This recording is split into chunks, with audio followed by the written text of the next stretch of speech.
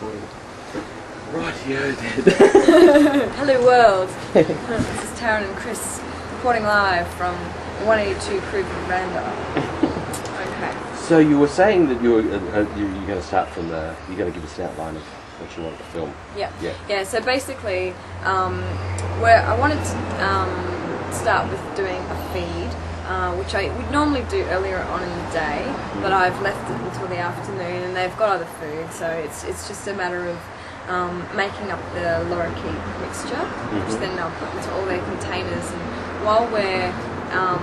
while I'm putting it into their little feed dishes and such, you can be following me around filming the individual aviaries, and I can talk about the birds that are in the aviaries. So just briefly anyway, because I could go on and on.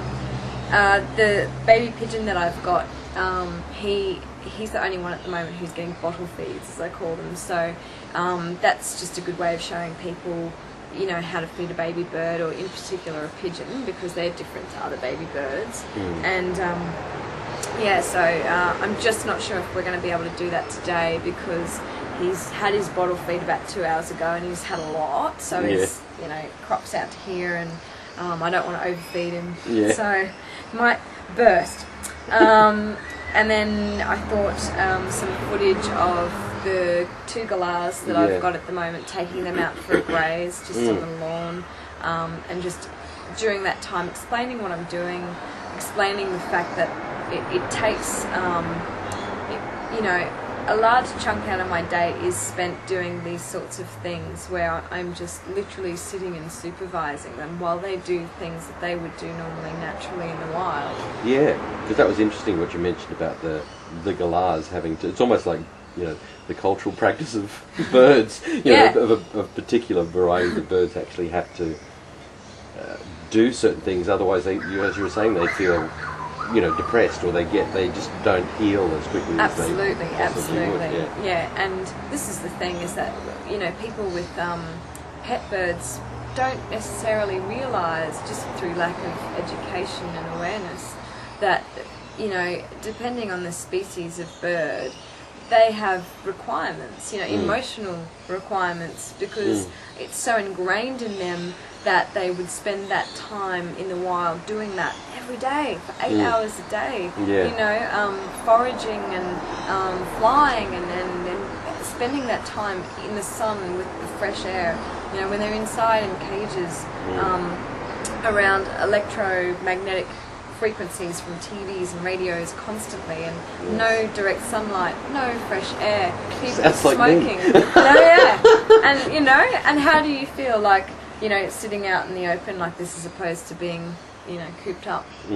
It's you know, it's the reality for a lot of animals out there, and it's a sad reality, and that's what I want to change. You know, it's so simple for people to just slightly improve the quality of lives for these animals. So you know, it's you know, cost effective, and it just takes some time. One other thing you were mentioning was, well, there's a few things, but one thing you were mentioning was the washing as well. Yes, I thought that it would be good to get some footage of the birds helping me fold the washing. Not that they actually help; most of the time they do hinder. But it's a thing I do. You know, well, on my days when I do the washing, you know, I'll take it into the shed, and I like that time of day, because that's where, you know, it's usually around sunset. The birds are all getting ready to, you know, relax and go to bed, and so I'll bring the ones in that like to have time with me, and they'll all just play and do their own little thing, and they really like it, because, you know, I have mounds of washing, and they'll go into it and tunnel, and ooh, I'm in a cave, you know. they love that kind of stuff. So it's a playful time, and that's so important, you know. When they don't have that time with me, I notice that I cop it, you know, because they get very upset. They feel like I don't love them anymore, and that is one of the major reasons why I had to choose not to work full time, because this is like being a mother, you know. They aren't just there going food and water and that's it, you know. They're going, validate me, you know, who am I? Do you love me? What's our connection? What's our relationship? You know, is everything cool between us? If it is, why aren't you taking me out? You know? Yeah, right. So, That's amazing. and you find yourself overcompensating by, you know, giving them naughty treats and stuff like that. You know, buttered toast in the morning because it makes everything all right, but not good for their heart. Anyway.